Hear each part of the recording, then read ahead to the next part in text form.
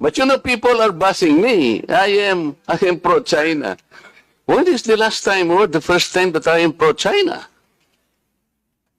Again, Mr. Chair, I never said that you are a traitor. That is clearly posted on my Twitter Pero account.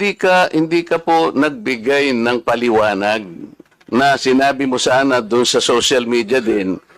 Bakit nyo ina-ascribe sa akin na sinabi ko na traitor si Kong Marcoleta? I did not say that. It is only now that you are explaining na wala kang sinabi.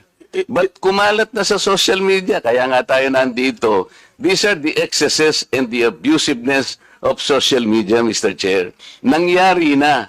Kahit na ilang libong mag-explain ka dito, yung tao narinig na nila na ikaw ang nagsabi. Because meron ka pang litrato dun eh.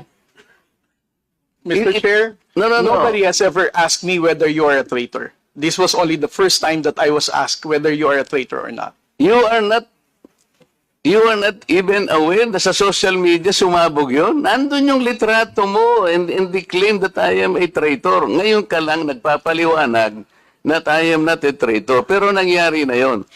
Mr. Chair, I don't think that I'm under in any obligation to respond to all those social Okay, media Mr. posts Chair, by bloggers, now social media influencers to tell them that Mr. they're Chair, wrong. Siya muna. sabi niya wala siyang obligation. Finish your statement. Yes, sir. Mr. Chair, Honorable Marcoleta, sir, I think I'm no under obligation to tell all the social media influencers, to bloggers, defend your name, tell them that you are not a traitor. Again, I did not mention that you are a traitor. Those words did not come from me.